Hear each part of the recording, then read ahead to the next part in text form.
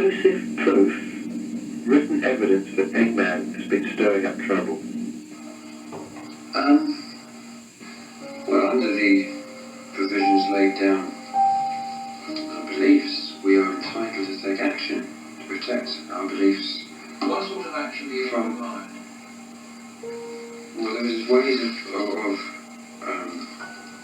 protecting beliefs, and obviously this involves certain forms of ritual. And what would be a result of that? Depending on how serious the harassment was, it could ultimately be permanent silence. Yes. Well, as I said just now, Sean Manchester is, to me, as far as I'm concerned, is a rival. What exactly is Sean Manchester? I believe he's a Christian.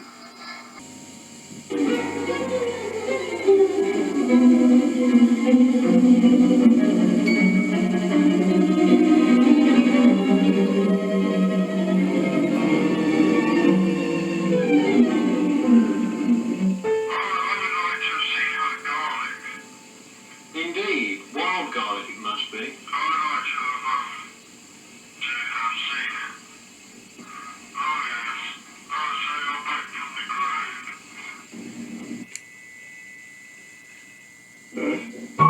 We've all become God's madmen. All of us. Good morning, Tony Hill. Mr. Hill. Thank you very much. Thank you. They included Johnny, they said, are very frightened of the powers of Pharaoh. And then they said that Pamela Wright had disappeared and couldn't be found. Oh. Yes, it's on the front. She never again seen. Yeah, that she was very wary and, you know, frightened. And it was the headline that said, so it must be 74, Black Magic King jailed. Oh, right. And they name Johnny and they name Pamela as being one of the frightened witnesses, and she was one that didn't appear in court. Oh. Well, Johnny didn't appear in court, did he? I'm not sure he was. He would love to have done. I'm not sure whether he did or not. I imagine having just been in court with Pharaoh in the same period prior for the arson and the unmentionable which he was found guilty of. And I don't know if he reappeared. I think they'd had enough of him. When he told the judge that he could see a large bird sitting on the judge's shoulder, I think that might have done it for him.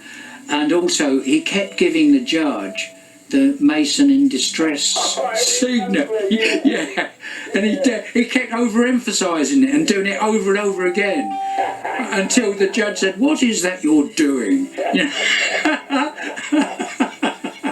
It couldn't happen now, could it? No, none of it could. None of it could. Did it happen? Well, Was it another universe? it must have been. Those that were there can't remember it. I often speak to people who were around who were there, and they can't remember any of it. It's a bit like the 60s. If you were there, you can't remember it. But it was an astonishing time. And it said in, I think it was the News of the World, Pamela Wright was very frightened by all this, and had not, she'd been called. I'm not sure she'd been summoned as a witness. I'm sure she wasn't frightened, I just don't think she wanted to be involved. That's more like. Yeah. That's more like. I mean, could Pharaoh frighten anyone? Himself? And only just. Oh. I mean, he tried, you know, in the coal bunker, he tried to convince me, or did he do it to you? That's for quite, he was there a year, wasn't he? And at first, was it longer than that? No, I didn't think it was that. Yes, it was from August 1969 to August 1970 when he was arrested. How did I tolerate him for that? Well, I didn't see much of him, actually. No. But on one occasion, months in, quite a few months in, he said to me, you know, there is a ghost that passes through the cellar walls. And he says, I'm really terrified by it. But again, did he try it on you? Yeah. But of course he could see I wasn't wearing that, and I just dismissed it out of hand. But he was really trying to convince me that you know the brick wall as you're looking at the door, not the street. There's this really grimy brick wall full of coal dust. He said it came through there, and it was visible, and he saw it. That's because it was such a busy time, wasn't it? Victoria never visited 294, did she? Victoria, rings the bell. The girl he was arrested in Monk and Hadley churchyard with. And they were both fined and found guilty of indecency. 72 that would have been. Jervis, or as you called her, Jarvis. I don't remember her name. Well, it's interesting because she was one of the few. I mean, he used to speak quite with disdain about most females, but that one he really liked.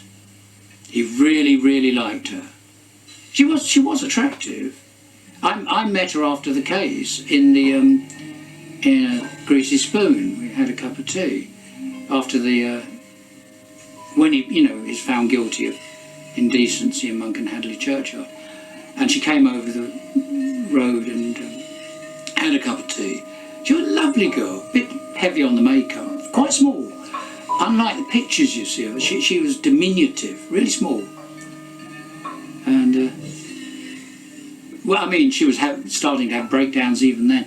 And of course, when all the stuff at the Old Bailey came out, she was mentioned. I think she was subpoenaed. Oh, she was subpoenaed. And what she said didn't do him any favours. She said that she'd been driven to having a nervous breakdown and that she'd been put up to everything, put up to say things that simply weren't true. It's probably quite like that. He's a notoriety. These things seem to wash over him, I found. Oh, They just washed over him. Yes, but my name's in the papers, yeah. not yours. Yeah. But she didn't want her name in the papers. That was the one thing that bothered her. And of course then there was... I don't think he could not understand, but I don't think he actually believed people No, that's right. who didn't want Publicity. publicity. Yeah. He never thought that I actually didn't want to have my name mentioned No.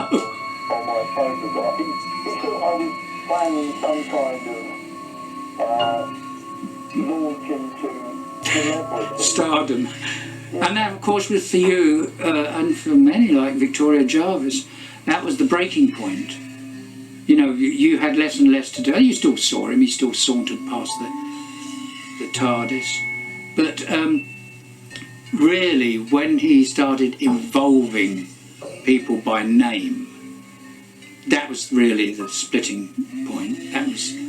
That was where he killed the goose that laid the golden egg and lost all credibility with everyone he knew.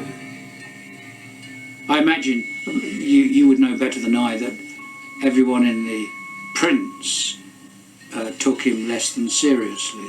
Oh, well, they never did say.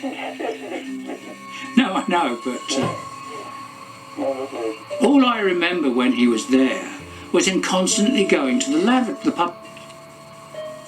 Quite so. But all I can recall is him constantly attending the lavatory in the Prince, and it was explained to me he has a weak bladder or something like that. So he went very quickly.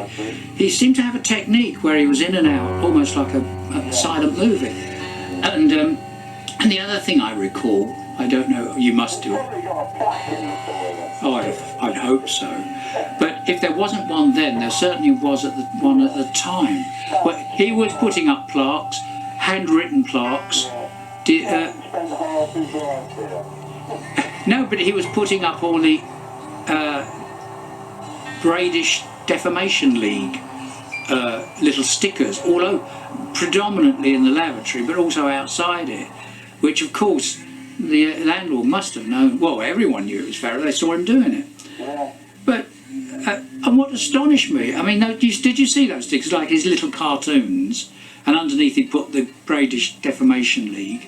You know, he actually went, he bought a ship and put a ship in Bradish's car outside the print. Right? I remember being told that. He got the wrong car. He got the wrong car.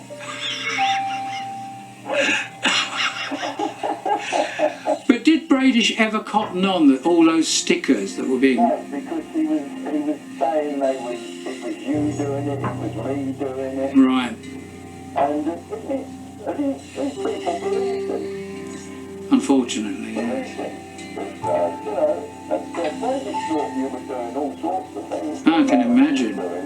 Phoning up Jimmy and all stuff like that. And, I don't know how people took him seriously. No, I He don't. was quite clever In that regard, yes. in carrying out these vendettas Yeah. and trying to sort of pin it on to someone else. He did it all the time.